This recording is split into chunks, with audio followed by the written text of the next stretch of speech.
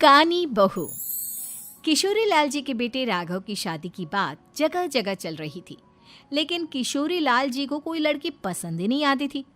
और उसकी एक ही वजह थी, किशोरी लाल जी का लालची होना। उनको लड़की वालों से मोटा दहेज चाहिए था और इसी चक्कर में एक दिन वो एक बहुत पैसे वाले के घर अपने बेटे का रिश्ता लेकर पहुंचे। उस आदमी का नाम था ओम प्रकाश। देखिए किशोरी लाल जी, मेरी एक ही बेटी है और मेरी सारी संपत्ति जायदाद सब कुछ मेरी बेटी नैना का ही है। पापा, नाम से लगता है बहुत खूबसूरत होगी। कितना अच्छा नाम है ना, नैना। ओ, वैसे बात तो सही है आपकी। अब इतना पैसा है, जमीन जायदाद है, इकलौती बेटी, आप भी क्या करेंगे? सब कुछ उसे ही देंगे ना। बिल्कुल ठीक पहचाना आपने। बस बेटी की शादी और सारी जायदाद उसके नाम। पापा, बिना देखे हाँ कर दीजिए ना। इतना अच्छा रिश्ता फिर कहाँ मिलेगा? माला माल हो जाएंगे हम। मैं अपनी बेटी को बुलाता हूँ। अरे नहीं नहीं नहीं नहीं, आपकी बेटी का नाम नैना है, सुनकर ही लगता है बहुत सुंदर होगी। रहने दीजिए अंकल, मैं तो आपकी बेटी के नाम से ही इतना खुश हो गया हूँ कि उसे बिना देखे शादी करने को तैयार हूँ। अब तो मैं उसका चेहरा सीधे शादी के बाद ही देखूंगा। और इस तरह राघव नैना का चेहरा नहीं देखता और उससे शादी कर लेता है। शादी के बाद अपनी सुहाग रात पर जब राघव नैना का घूंघट उठाकर देखता है तो नैना की आंखें बंद थी। कितनी खूबसूरत हो तुम नैना, जरा अपनी आंखें खोलकर मेरी तरफ देखो तो सही। नहीं, मुझे शर्म आती है। अरे, मैंने तुम्हें शादी से पहले भी नहीं देखा, और अब अगर तुम आंखें खोलकर मुझे देखोगी भी नहीं तो मुझे अच्छा कैसे लगेगा? इससे पहले कि नैना अपनी आंखें खोलकर राघव की तरफ देखती, अचानक से लाइट चली गई और राघव नैना को पूरी तरह से देख भी नहीं पाया। अगली सुबह नैना राघव के लिए नाश्ता बनाकर लेकर आई। अरे ये क्या, आधा पराठा सीका हुआ है और आधा बिल्कुल कच्चा। ये तुमने क्या किया नैना? बहू, तुमने क्या आधा पराठा तवे से नीचे लटका कर रखा था, जो आधा सिका है और आधा कच्चा? मुझे जितना दिखेगा उतना ही तो सीखूंगी ना पापा जी। जहाँ जहाँ मुझे नजर आ रहा था वहाँ मैंने सीख लिया, जहाँ जहाँ नहीं दिखा वहाँ कच्चा रह गया होगा। इसका क्या मतलब है? ये कैसा मजाक कर रही है तुम? अरे बहू, तुमने इतना लंबा घूंघट क्यों लगाया हुआ है? देखो, हमारे घर में बहुओं को बेटी की तरह रखा जाता है, और फिर तुम तो इतना सारा माल लेकर आई हो। देखो, ये घूंघट डालकर रखने की कोई ज़रूरत नहीं है। हाँ नैना, पापा जी ठीक कह रहे हैं, तुम तो आराम से रहो, अपना ही घर समझो।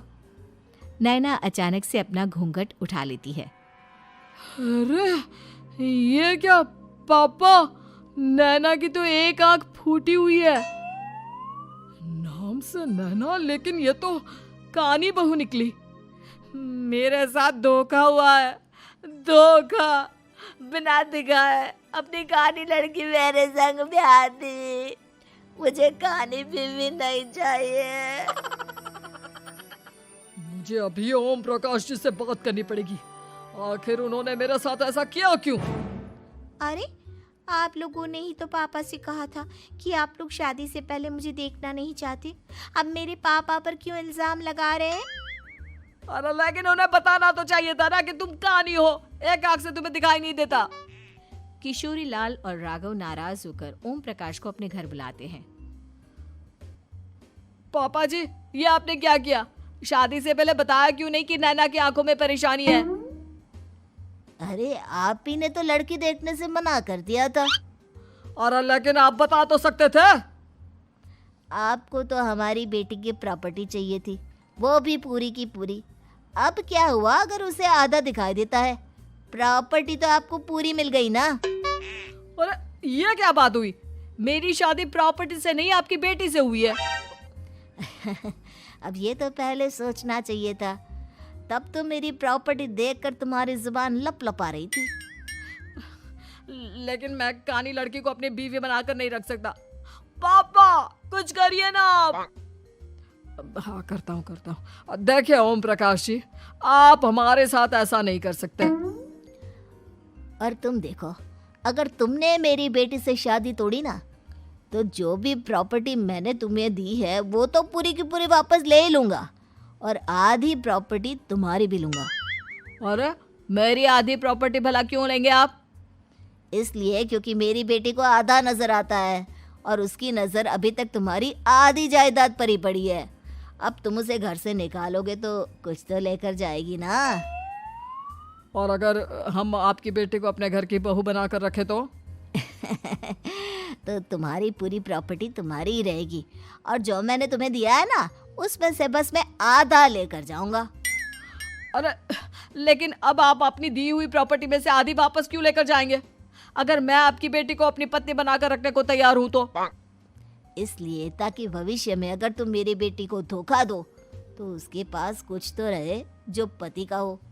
वैसे मेरे पास तो बहुत कुछ है, लेकिन अपने पति की कोई निशानी तो उसके पास होनी चाहिए ना। अब अगर तुमने मेरी बेटी को कानी कहा तो तुम्हें प्रॉपर्टी भी कानी ही मिलेगी, पूरी नहीं। जमाए राजा। किशोरी लाल और राघव समझ चुके थे कि वो बुरी तरह फंस चुके हैं और अब उनके पास वहां से निकलने का कोई चारा नहीं है। अब समझ में आया ना, लालच बुरी बला होती है। एक तो तुम्हें प्रॉपर्टी मिली, ऊपर से बीवी मिली, उसमें तुम्हें नखरे भी दिखाने हैं। आए बड़े, चुपचाप बैठो दोनों। कुछ दिनों के बाद नैना राघव की कार लेकर बाजार घूमने निकलती है और जब कार लेकर वापस आती है, ये क्या? एक तरफ से मेरी गाड़ी पूरी खराब हो चुकी है। लगता है तुमने मेरी गाड़ी को किसी दूसरी गाड़ी के साथ एक्सीडेंट किया है। अरे अरे कितना बड़ा नुकसान कर दिया तुमने बहू। वो क्या है ना पापा जी, मुझे एक आंख से दिखाई नहीं दे रहा था, सामने से गाड़ी आ रही थी। मुझे तो सिर्फ आधा ही दिखाई दिया और वो गाड़ी मेरी कार से रगड़ते हुए निकल गई। अब मैं क्या करूं बताओ? आप इसे ठीक कराने के पैसे कौन देगा? तुम्हारे पापा। तुमने मुझसे इस तरह से बात की? अभी रुको। नैना राघव की शिकायत ओम प्रकाश को कर देती है। देखो राघव, अब जो मेरी आधी प्रॉपर्टी तुम्हारे पास थी ना, उसमें से आधी और मैं लेकर जाऊंगा, क्योंकि तुमने मेरी बेटी को डांटा। अरे नहीं नहीं पापा जी, गलती हो गई, माफ कर दो। गलती की तो कोई गुंजाइश ही नहीं। अगली बार मेरी बेटी को डांटा तो बची हुई आधी में से आधी और ले जाऊंगा। लालच के चक्कर में हम दोनों ने बहुत बड़ी गलती कर दी बेटा। एक तो तुम्हें कानी बहू मिली और ऊपर से जो माल मिला वो भी काना। इस तरह राघव की हर एक गलती पर ओम प्रकाश उसकी प्रॉपर्टी का आधा आधा हिस्सा लेकर अपना सारा माल वापस ले गया और राघव को कानी बीवी से काम चलाना पड़ा। भाई लालच वाकई में बुरी बला है।